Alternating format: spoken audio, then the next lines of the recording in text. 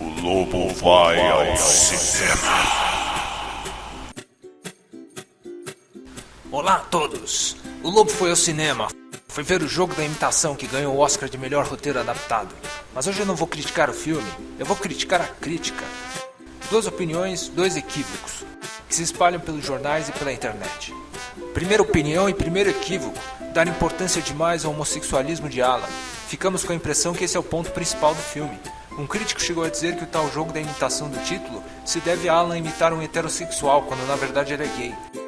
Ou seja, como esse assunto sempre garante ibope e polêmica, a tendência natural é se focar nele e deixar de lado as outras nuances do roteiro. O resultado é que o filme é interpretado de maneira errada. O deslocamento de Alan não se resume à sua sexualidade, e o ponto principal do roteiro é que Alan é tão deslocado da sociedade em que vive, dos seus pares e de si mesmo, que só consegue se identificar com uma máquina. Sua alienação se estende a todos os campos de sua vida social e interior, como será mostrado pouco a pouco. Todas as linhas narrativas do filme tratam desse mesmo tema. E é importante que, ao vê-lo, vocês tenham isso na cabeça, para entenderem o porquê do roteiro desse filme ser bom. Há três linhas narrativas. A primeira é a história de Alan na Segunda Guerra Mundial, junto de Joan Clark e outros matemáticos, tentando achar uma solução para o enigma, o código nazista. A segunda é a investigação que o detetive promove, achando que Alan é um espião soviético. Isso leva a uma conversa com Turing, onde é citado seu teste homônimo, cujo objetivo é o de diferenciar um ser humano de uma máquina. A terceira é a história de Alan com seu amigo Christopher, no colégio. Na primeira, Alan mostra-se totalmente deslocado em relação aos seus parceiros de trabalho, inclusive com Joan Clark, sua amiga e mais pra frente noiva. Ou seja, essa linha mostra sua alienação em relação aos seus pares. Na segunda, Alan é mal compreendido pelo detetive e acaba sendo processado por sua homossexualidade, ou seja, essa linha mostra sua alienação em relação à sociedade em que vive. Na terceira, não vou contar o que acontece para não dar spoilers, mas em um dado momento, Alan faz de tudo para não mostrar o que realmente sente em relação a um determinado fato.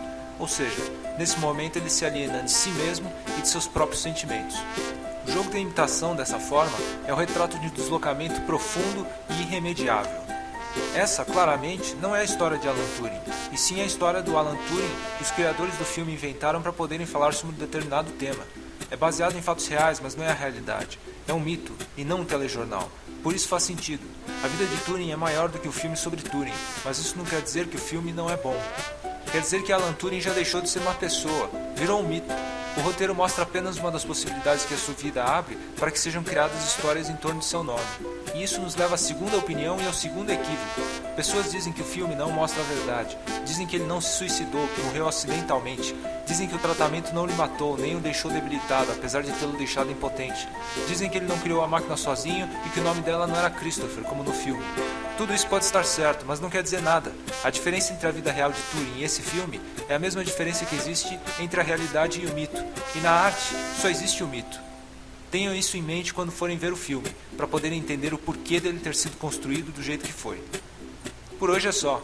Obrigado para quem viu e até a próxima. O lobo vai ao cinema. O lobo vai ao cinema.